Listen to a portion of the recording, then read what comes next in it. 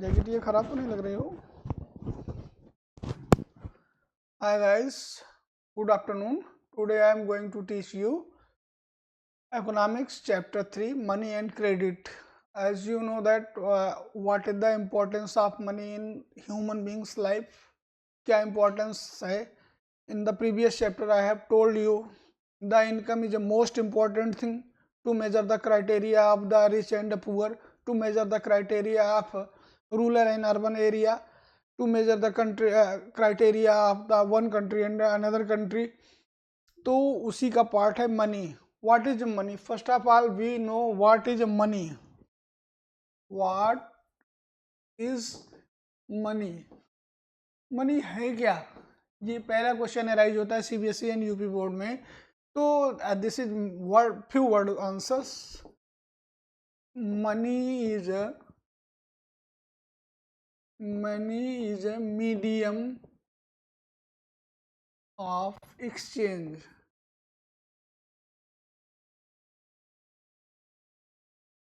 Money is a medium of exchange. केवल 5 line का answer है ये. Money is a medium of exchange मतलब कि जब हम किसी चीज़ को, किसी कमोडिटी को लेते हैं तो उसके बदले में हम जो चीज़ देते हैं वो मनी होती है.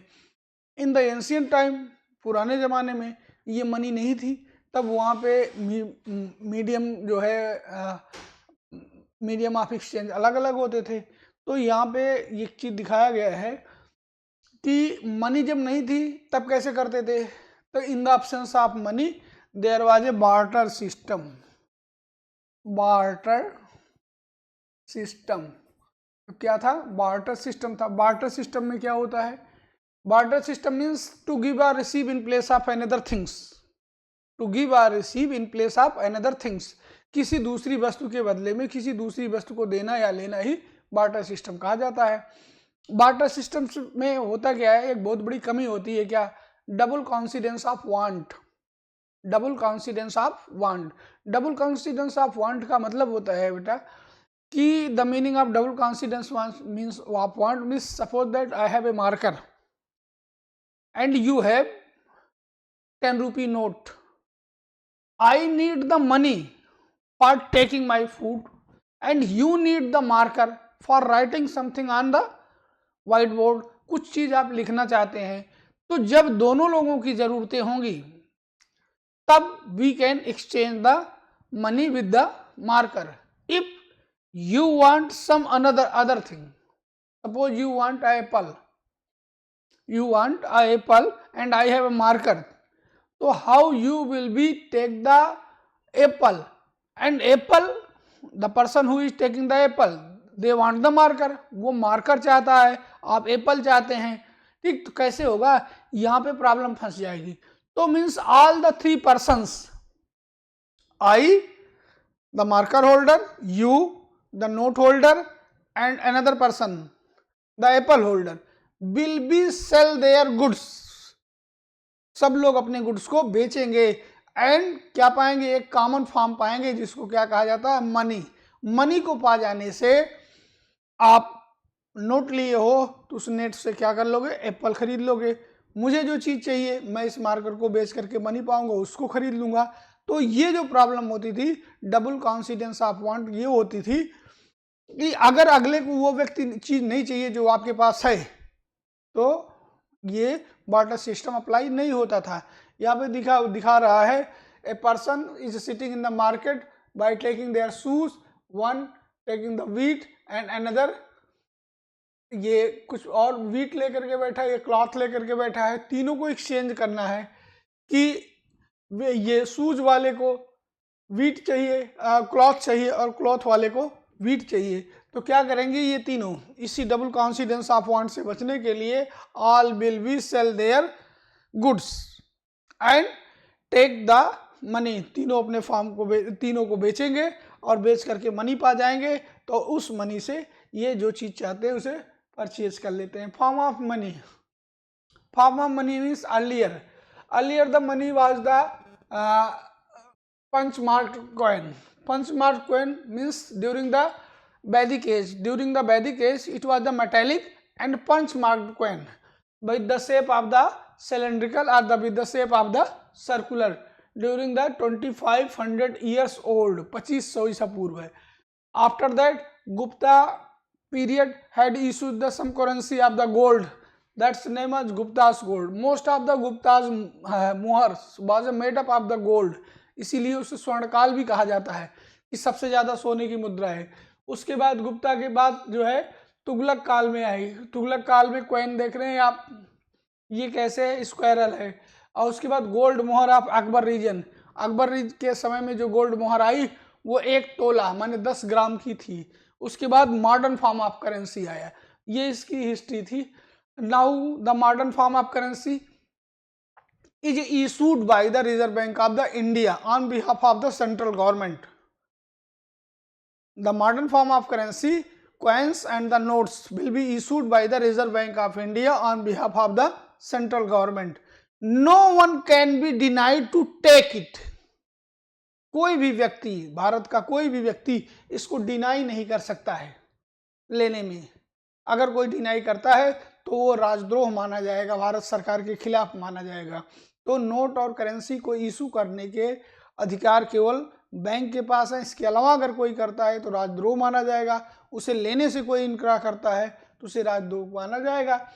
Now deposit with bank. Deposit with bank means all the peoples who are working anywhere they earn some money from that place. वो उस प्लेस से कुछ मनी को अर्न करते हैं. And either they will be spend all the money और they will be keep some money for the saving in their future. अपने future के लिए सेव करेंगे. तो जो सेविंग होती है वो सेविंग आजकल जो है चोरी डकैती या और किसी के माध्यम से सुरक्षित रखने के लिए they will kept that saving in the bank, that is a governmental institute. उस गवर्नमेंटल इंस्टीट्यूट में रखते हैं. And for that they have to open a account in a bank by providing their identity कि they are the citizen of the country. Their photograph, their ID will be submit to the bank and they will be kept their money in the bank. और उसके बदले में bank क्या करेगी, उसको पैसा जमा किया उन्होंने, बैंक क्या देगी, पासबुक देगी. पासबुक के अलावा bank provide another credit also. और वो जो पैसा आप जमा करते हैं उस पैसे को बैंक क्या करती है, इस्तेमाल करती है. कैसे इस्तेमाल करती है बैंक? बैंक के किसी भी कर्मचारी का वेतन, बैंक के किसी भी कर्मचारी का एक चाय वो आपके पैसे पे निर्भर करती है. Suppose that you are giving the 100 रुपये in a bank. From the 100 rupees 85 rupees go will be central bank. ये तुरंत उसको सेंट्रल बैंक में देते हैं. ठीक है. और ये 15 रुपीज केप्ट इन बैंक, उसी बैंक में रखते हैं जिस बैंक में आपने अकाउंट खुलवाया है. तो ये जो 85 रुपीज है ये सेंट्रल बैंक में हर बैंक से जाती रहेगी. जितनी भी बैंक्स हैं हर बैंक के हर ब्रांच से 85% रुपीज जाती रहेंगी. और ये किस में यूज की जाएंगी? लोन में. जो व्यक्ति लोन लेना चाहता है, आपने सेविंग किया तो आपने पैसा जमा किया. और कुछ लोग ऐसे भी हैं जिनके पास पैसा नहीं है, they want to start a business, they want to marriage their daughters और any other expenditure, they want to loan from the government side and they apply in the bank for the loan and bank give the loan from your money and take the interest of the 7% to 16%. ये और ये जो पैसा आपने जमा किया है इस पे 3% का इंटरेस्ट बैंक आपको देती है. 16% इंटरेस्ट जिनको लोन देती है उनसे लेती है. तो what is the difference between both दो? तो 16% में से 3 माइनस कर देंगे. ठीक है. तो ये क्या हो जाएगा, 13%. ये 13% की जो वैल्यू आ रही है, इसी वैल्यू से बैंक की सैलरी या other infrastructure, all the infrastructure इसी से चलते हैं. आप देखते हो कि बैंक में कॉफ़ी पिलाई जाती है, बैंक में एसी लगा होता है, बैंक में कंप्यूटर होता है, बैंक मैनेजर होता है और ढेर सारे कर्मचारी होते हैं. वो सब इसी आपके डिपॉजिट से ही चलते हैं. इसके अलावा बैंक क्या देती है आपको? पासबुक देती है, क्रेडिट कार्ड देती है, डेबिट कार्ड देती है, चेक देती है. ये चेक पूछा जाता है, what is cheque? Cheque is just a paper, cheque is just a paper issued by the bank in which you are opening the your account, उस बैंक के द्वारा, and you will be remember that the cheque number और ये coding used by the bank, ये लिखा रहेगा और ऐसे ही चेक रहेगा इस पे, जिसके नाम आप लिख देंगे पे प्रेम कुमार 57,000 ओनली, जितना रुपए आप देना चाहते हैं इस पेपर को करके नीचे अपनी सिग्नेचर कर दीजिए। और ये कौन सी सिग्नेचर होगी, that is same signature as you are usual do in your bank account after till bank account खोलते समय, और यहाँ पे आपका अकाउंट नंबर लिखा रहेगा। तो ये चेक आप दे देंगे डेट सहित, डेट और सिग्नेचर इज ए मस्ट, और ये लिख करके आप दे देंगे तो आपके अकाउंट से उतना पैसा निकल जाएगा। लोन एक्टिविटी मैंने पहले ही बताया आपको कि ये लोन एक्टिविटी होती कैसी है। लोन एक्टिविटी लेने के लिए सबसे पहले कोई बैंक में, जैसे आपने अकाउंट ओपन किया वैसे बैंक में एक अकाउंट कराएगा और उस अकाउंट पे वो लोन लेना चाहेगा, तो उसके बदले में बैंक क्या चाहती है, collateral. What is collateral? Collateral is asset, asset होती है, पूंजी होती है, that you have on behalf of that bank give you loan, उसके बिहाफ पे बैंक आपको लोन देगी। अगर कोलेट्रल आपके पास है तभी बैंक आपको लोन देगी। Suppose that you are taking the loan of 10 lakh, 10 lakh का आप लोन लेना चाहते हैं, तो आप बैंक को कोई ऐसा पेपर, कोई ऐसी लैंड, कोई ऐसी प्रॉपर्टी, होम, व्हीकल्स, कुछ भी ऐसा दिखाइए जिसकी कीमत 10 लाख रुपए से ज़्यादा हो, तब बैंक जो है, और एक गारंटर हो, तब बैंक आपको लोन देगी। और वो भी अपना रेट ऑफ इंटरेस्ट और टेन्यूर और mode in which you will B repay the loan, वो सारी चीज़ें फिक्स करने के बाद interest, mode of payment, collateral, ये चीज़ें जब बैंक देख लेगी आपकी और आप एग्री हो जाएंगे, तब बैंक आपको लोन देगी। Which type of loan you are taking, that will be decided, the rate of interest will be decided by the bank, bank decide करेगी।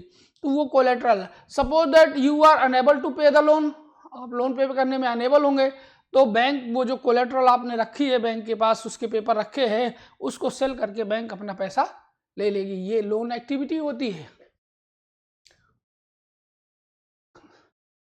ये यहाँ पे दो समझाया गया है, to different credit situation.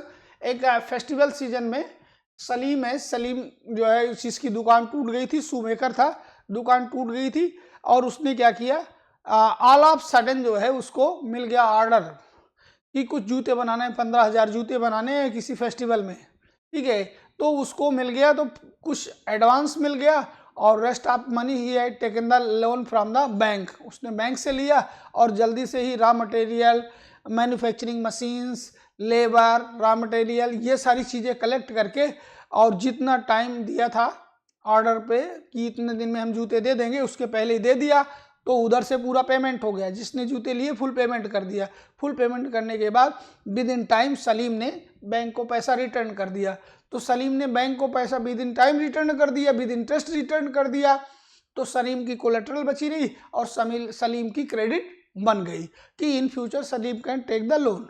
On the other hand Swapna was a farmer, she has taken the loan from the bank, उसने bank से लोन लिया खेती करने के लिए। उसने ग्राउंड नट या कुछ ऐसी फसल बोई, फसल अच्छी तैयार हुई, लेकिन लास्ट टाइम में जब फसल हार्वेस्टिंग का टाइम आया तो इंसेक्ट्स या इरिगेशन की वजह से फसल का नुकसान हो गया, and she was unable to pay the loan, वो अनेबल रही।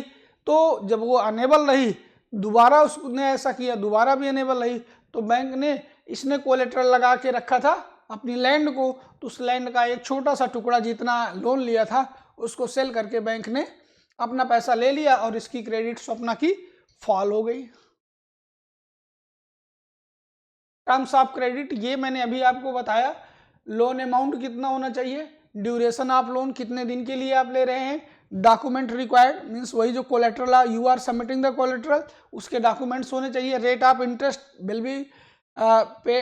B given by the bank द्वारा, और मोड ऑफ पेमेंट, पेमेंट कैसे करेंगे, चेक से करेंगे कि कैश करेंगे कि अकाउंट से करेंगे, और ये कोलेट्रल आपके होनी चाहिए।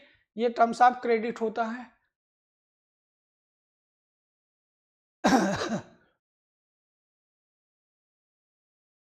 नाउ फॉर्मल सेक्टर क्रेडिट और इनफॉर्मल सेक्टर क्रेडिट। देखो बेटा, formal sector credit means the governmental credit, ठीक है।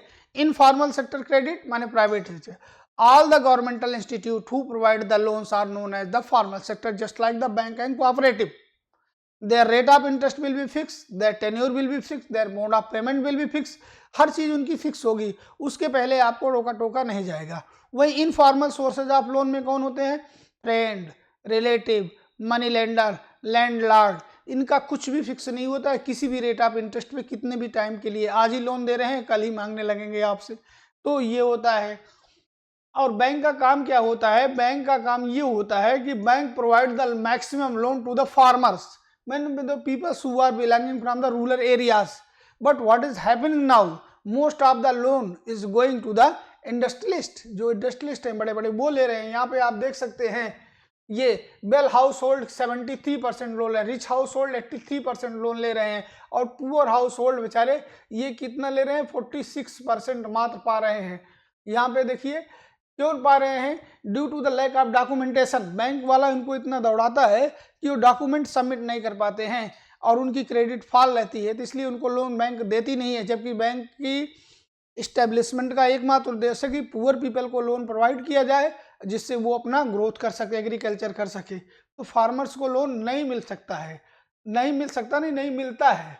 और इसके अलावा एक नई चीज़ है, वो 5 मार्क्स के क्वेश्चन में सीबीएसई में आती है, 6 मार्क्स के क्वेश्चन में यूपी बोर्ड में आती है, self help group. Self help group एक अनऑर्गेनाइज्ड या एनजीओ है, ये एनजीओ है। और इसमें क्या होता है, specially it was started in the south India by the womens के द्वारा स्टार्टेड किया गया। तो इसमें एक महिला लीडर्स होती है, आसपास पड़ोस की जो 4-10 महिलाएं होती हैं, वो 10 महिलाएं मिलकर के एक ग्रुप बना लेती हैं, और उनकी जो छोटी छोटी सेविंग्स होती है 100 रुपये, 200 रुपये, 500 रुपये, वो एक जगह कलेक्ट करती हैं। और एक जगह कलेक्ट करने के बाद, जैसे मान लीजिए 10 महिलाएं हैं और सब ने 100 रुपये दिया, तो ये क्या हो जाएगा? 1000 रुपये हो गया एक महीने में। 12 महीने में कितना हो गया? 12,000 रुपये हो गया। तो ये 12,000 रुपये को क्या करेगी? वो बैंक में रख देगी। अब बैंक में रखने के बाद जो है इस पे उसकी क्रेडिट हो गई, एक साल में 12,000 हो गया, 12 साल में 1,44,000 हो जाएगा। इस तरह उसकी एक जो है एनजीओ की क्रेडिट हो गई, और उस एनजीओ के माध्यम से इसमें से जितने मेंबर्स हैं, इनमें से किसी को पैसे की ज़रूरत है तो बैंक से निकाल सकते हैं अपने भी पैसे, और चाहे तो उसी क्रेडिट पे वो लोन भी ले सकते हैं और अपना नया बिजनेस शुरू कर सकते हैं। Just like beauty parlour, just like सिलाई कढ़ाई केंद्र, या महिलाओं के और टेक्नोलॉजिकल इंफॉर्मेशन के लिए ये आपका साइबर कैफे, इन सब चीज़ों को वो खोज सकते हैं। तो महिलाओं को इंडिपेंडेंट बनाने के लिए सेल्फ हेल्प ग्रुप है। ऐसा नहीं है कि इसमें महिलाएं ही होंगी, male candidate can may also be took part in this. ये सेल्फ हेल्प ग्रुप था। Thanks guys, your this chapter has been completed now।